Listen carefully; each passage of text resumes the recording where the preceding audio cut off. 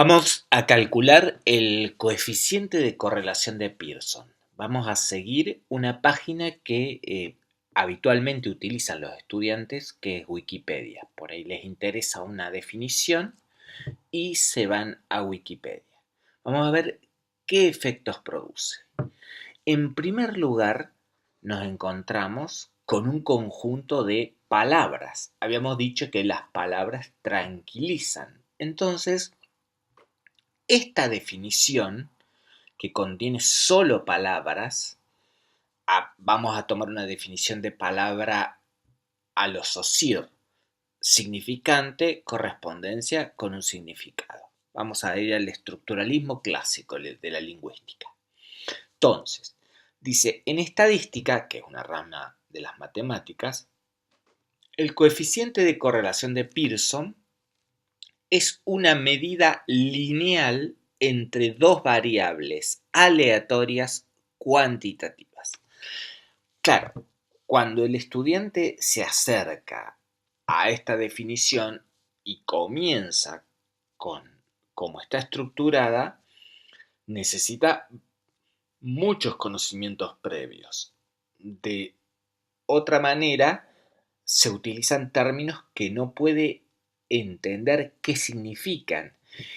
E incluso lo que patrocina, lo que promueve Wikipedia y la red en general es que uno haga intertextualidad, es decir, va a Pearson, va a variables aleatorias y así, pero ¿qué va sucediendo en el sistema que llamaremos cerebro mental?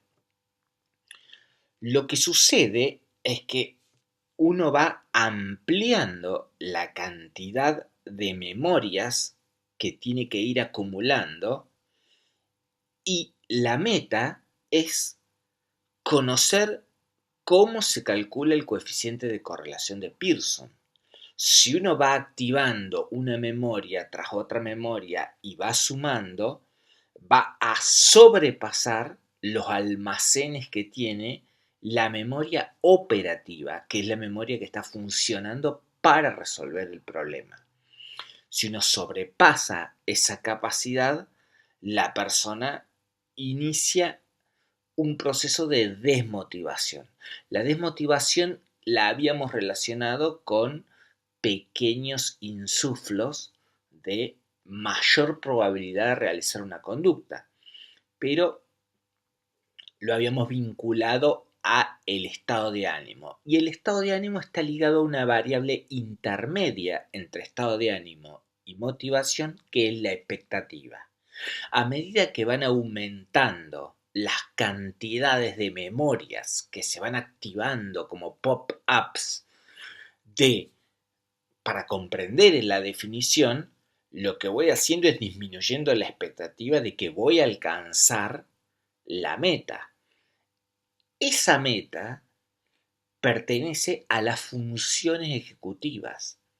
Cuando estudiamos en neurociencia funciones ejecutivas, vemos que establecer metas requiere de un cambio hemodinámico, es decir, un cambio en el flujo de sangre importante en una región particular del cerebro que es la corteza prefrontal. Tiene la particularidad de que es evolutivamente nueva y no tiene arterias que lleguen ahí de forma directa, sino más bien capilares. Entonces, que funcione, que cambie hemodinámicamente esa zona, requiere de mayor esfuerzo que lo que se llama la red por defecto, la default network, que en criollo sería cuando uno está divagando. Divagar no cuesta nada a nivel hemodinámico. Hemodinámico significa movimiento de la sangre, que es la que transporta la glucosa, el alimento neuronal, en el sistema cerebro-mental. En cambio, en la corteza prefrontal sí que cuesta. Hay que dilatar los capilares y ese transporte que hay que realizar cuesta. O sea que las funciones ejecutivas tienen un costo mucho más alto que la red por defecto. Entonces, establecer metas que está asociado a la corteza prefrontal tiene un costo. Si ese costo requiere activar numerosas memorias que sobrepasan memoria de trabajo, las expectativas son no voy a alcanzar esa meta, se pierde la meta. Entonces, si yo arranco diciendo en estadística el coeficiente de correlación de Pearson es una medida lineal entre dos variables aleatorias cuantitativas, lo primero es tener totalmente asentada cada una de esas palabras para que el efecto tranquilizador de las palabras funcione. Entonces tengo que decir que es lineal. Tienen que saber qué significa lineal. Algo lineal es que si algo aumenta, lo otro aumenta. O aumenta y significativamente disminuye. O disminuye y disminuye. Eso es ser lineal.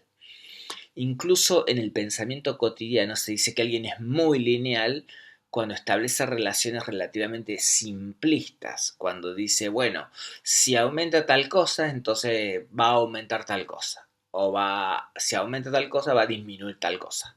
Y hay muchos ejemplos de la vida donde las relaciones no son lineales. Una de las más conocidas es el estado de actividad física y el rendimiento intelectual. Una persona con muy poca actividad física tiene un mal rendimiento intelectual, o sea, tiene menor rendimiento intelectual.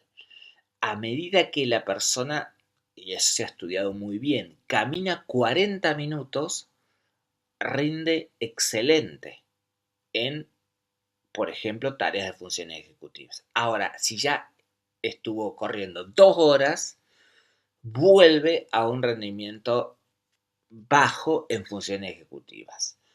Esa relación no es lineal porque aumenta y mejora, pero aumenta más y empeora. Y si cuando es bajo, empeora.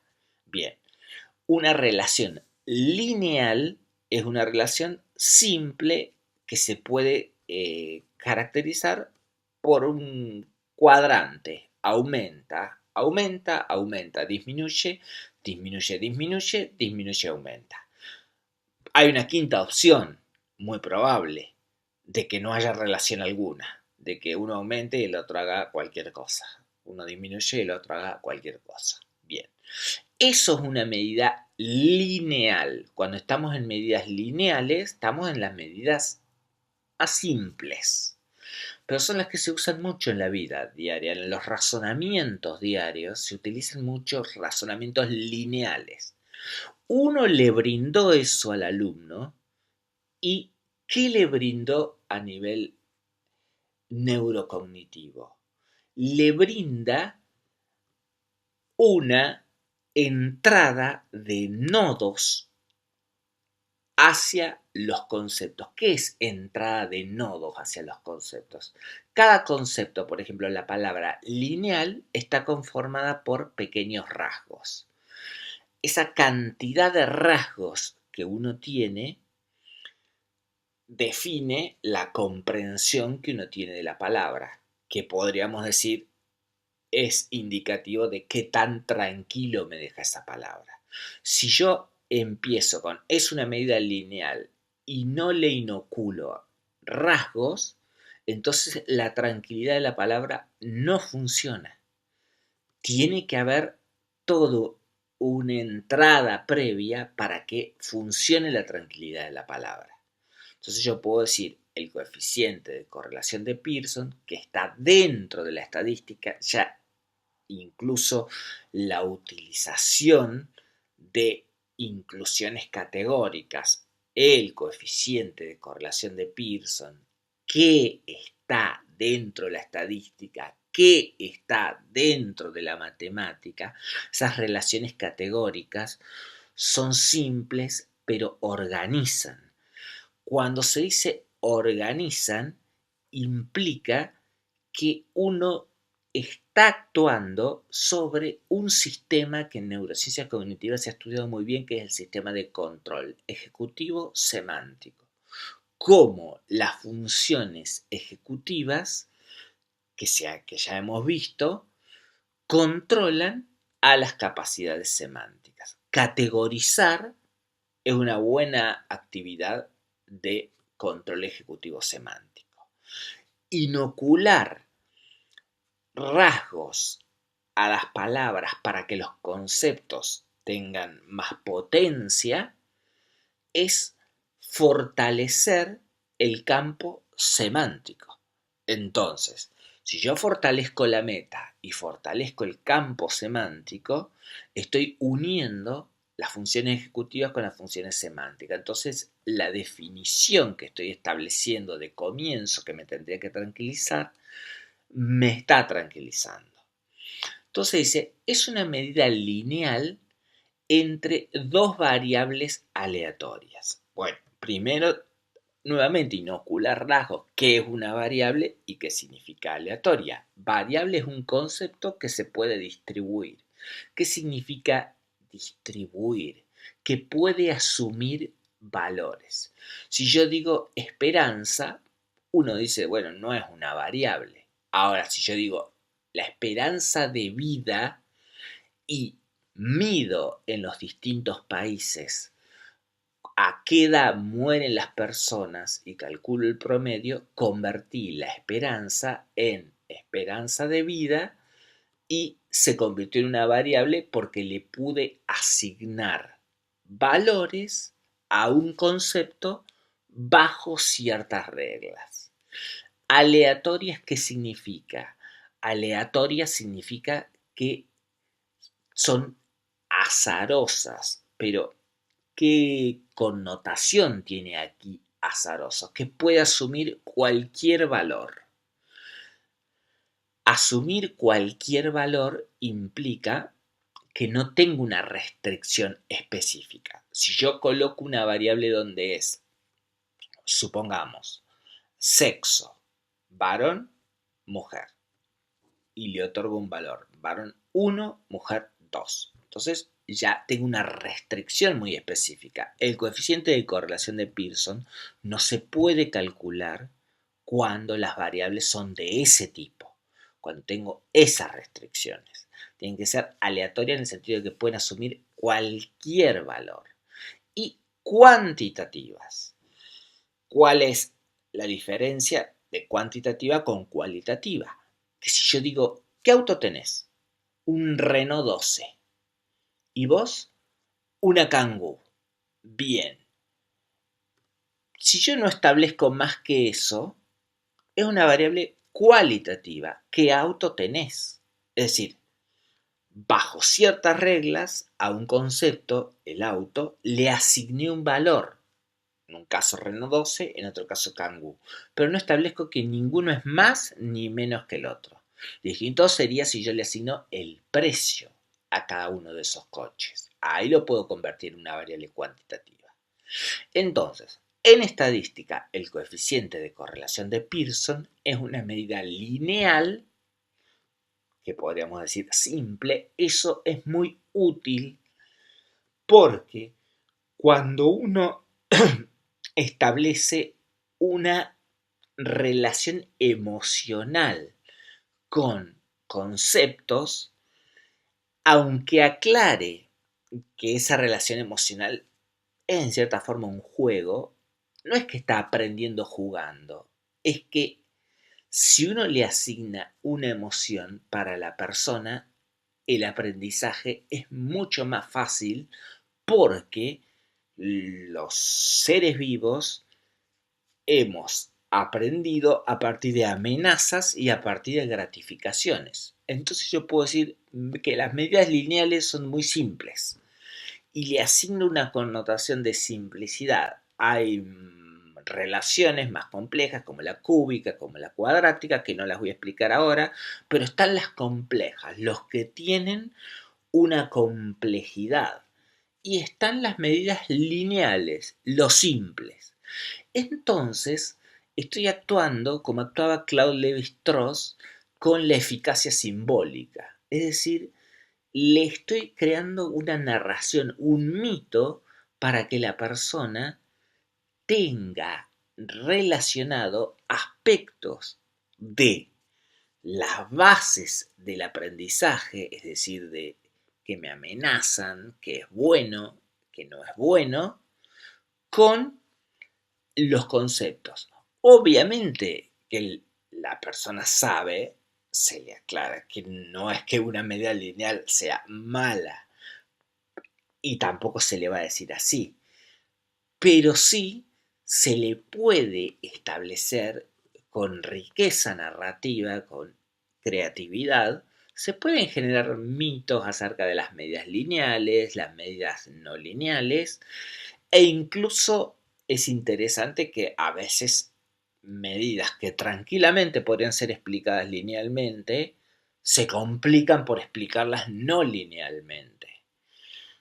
Entonces nos detenemos en eso y hemos fortalecido el campo semántico, le hemos inoculado rasgos a los conceptos, hemos devuelto la tranquilidad a las palabras y hemos establecido una conectividad entre las partes ejecutivas con las partes semánticas. En neurociencia cognitiva eso es control ejecutivo semántico y esa relación está organizada por fibras de axones que son fascículos que salen de los grupos de las neuronas y se unen para para transportar información y a la vez transformarla porque llevan en sí mismo algoritmos, que es un concepto que después vamos a ver, entre zonas de la misma corteza cerebral.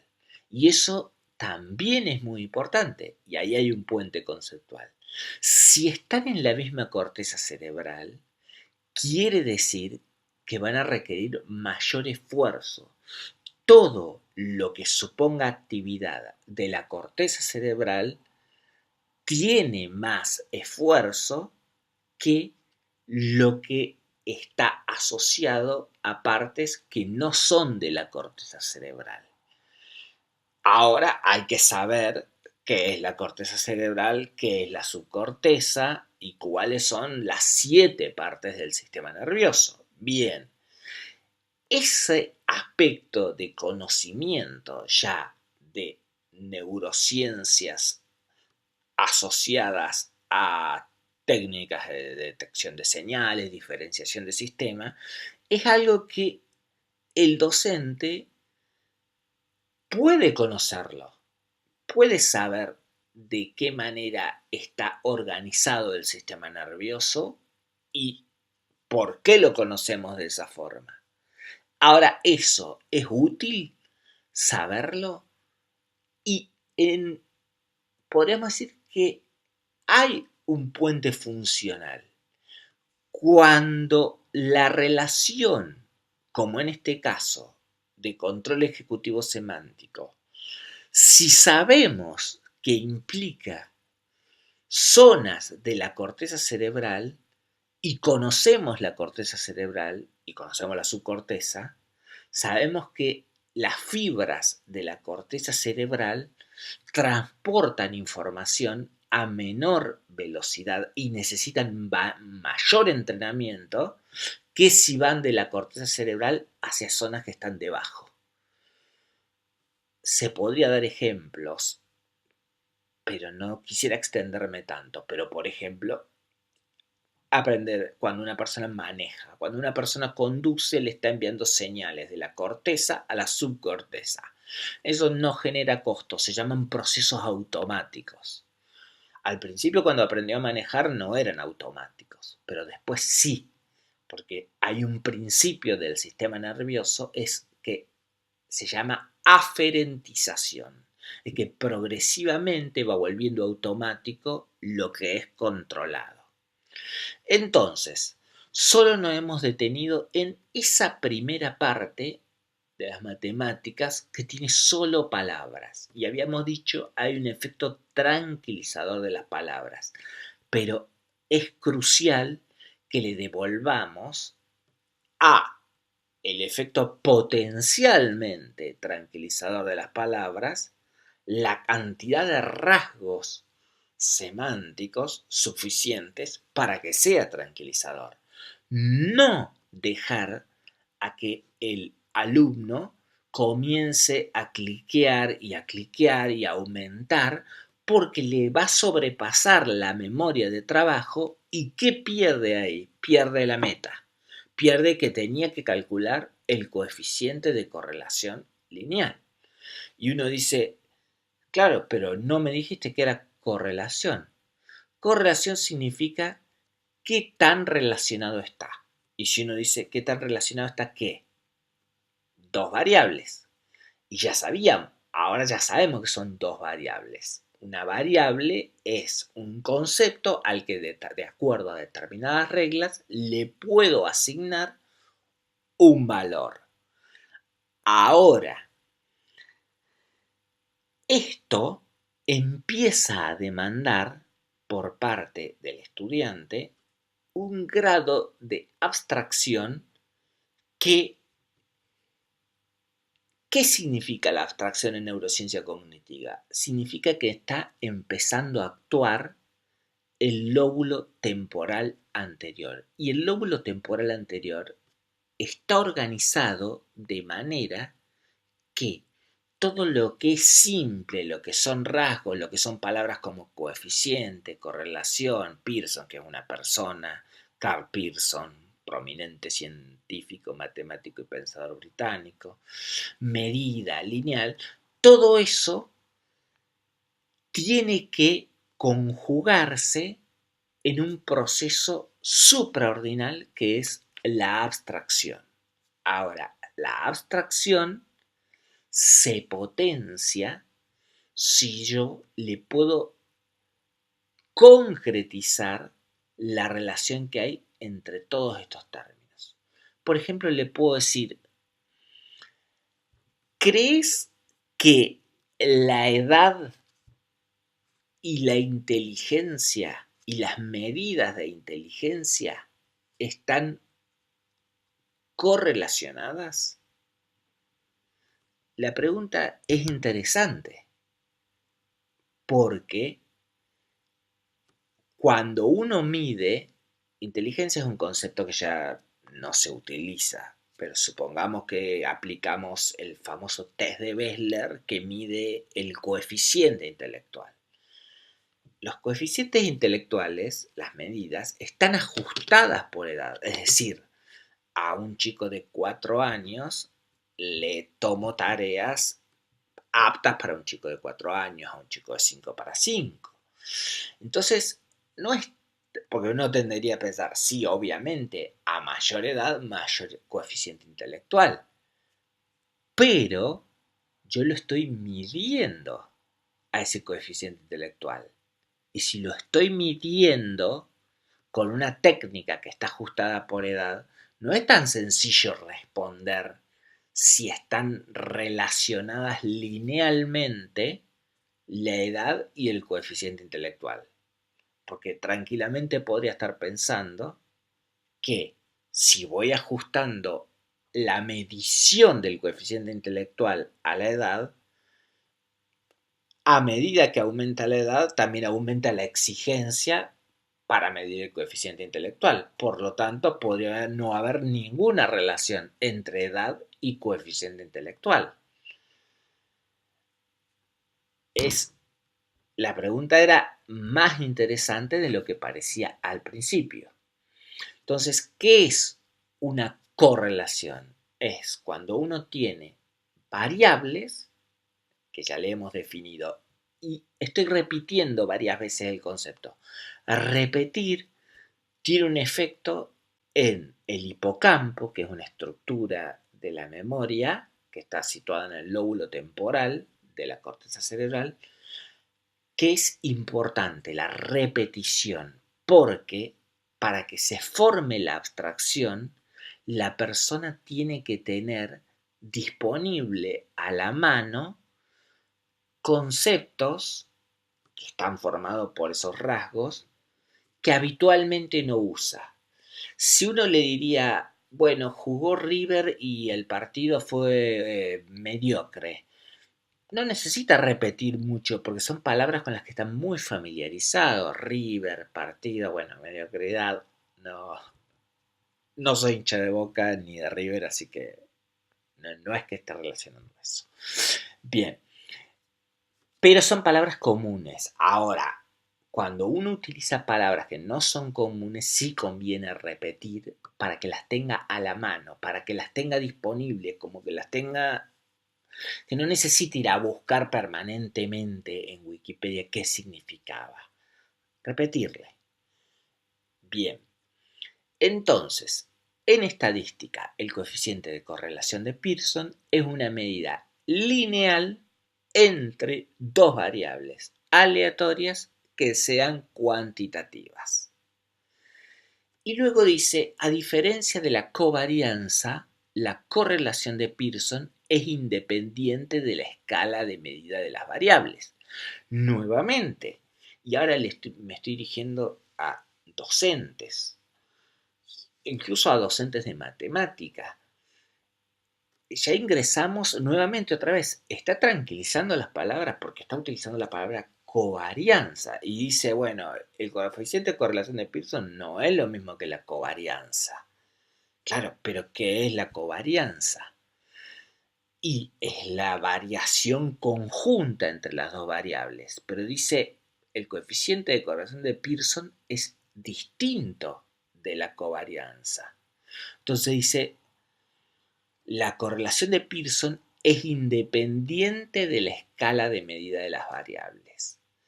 Entonces hay que seguir inoculando rasgos y hay que dar ejemplos.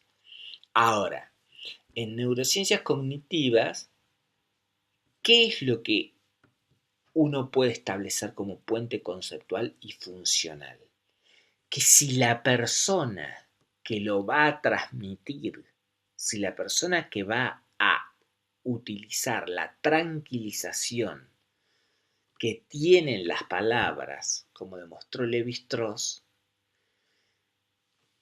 lo tiene que hacer de un modo que el alumno perciba entusiasmo, porque entre los seres humanos, al igual que los primates superiores, tenemos unas neuronas que se llaman neuronas del uso, que estuvieron muy de moda cuando se le llaman neuronas espejo, donde el entusiasmo que tiene el docente es imitado por el alumno. Un docente que no utiliza variaciones en la expresión, que no demuestra entusiasmo, que no se muestra apasionado por lo que está transmitiendo, eso provoca que los mismos grupos neuronales que están en el alumno también repliquen, hace un efecto réplica. Si el docente es monótono y está un tanto perdido y no está muy convencido de lo que está diciendo, el alumno tampoco. La convicción, el entusiasmo se transmiten, eso cualquier docente lo sabe. Ahora, ¿tiene alguna utilidad saber que en realidad eso depende de las partes mediales del lóbulo prefrontal? Esa es la pregunta que se hacen los que analizan la epistemología de la neuroeducación. ¿Qué utilidad tiene saber el fundamento de por qué algo que el docente ya se da cuenta que funciona? Cuando hay alguien es director de escuela, se da cuenta que hay docentes que transmiten con mucho entusiasmo, docentes que no, y que eso tiene un efecto. Ahora, saber que eso tiene que ver con la corteza medial prefrontal. ¿En qué nos potencia? Y nos va a potenciar en la medida en que hagamos de la corteza medial prefrontal algo que podamos utilizar y relacionar con qué se relacionan esas neuronas del uso, con qué se relacionan esas neuronas llamadas neuronas espejo. Por ejemplo, están muy vinculadas con el movimiento. Entonces, la explicación que utiliza movimientos, en el sentido motor, movimientos con las manos, movimientos gestuales, activa las neuronas espejo. Obviamente, hay un aceptante que estudió un psicólogo ruso que se llama Anochin, que indica qué tan creíble es lo que se está observando. No se trata de que el docente se ponga de movimientos.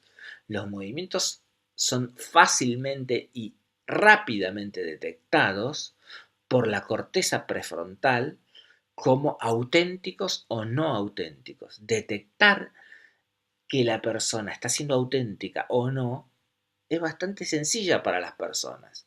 Luego que tomen una decisión de acuerdo a lo que detectaron es otro aspecto. Entonces, volviendo, fíjense cómo nos hemos detenido en la parte tranquilizadora y cómo en matemática es necesario numerosas actividades a las que le vamos a llamar actividades para devolverle a la palabra su carácter tranquilizador, o diría Lévi-Strauss, su eficacia simbólica.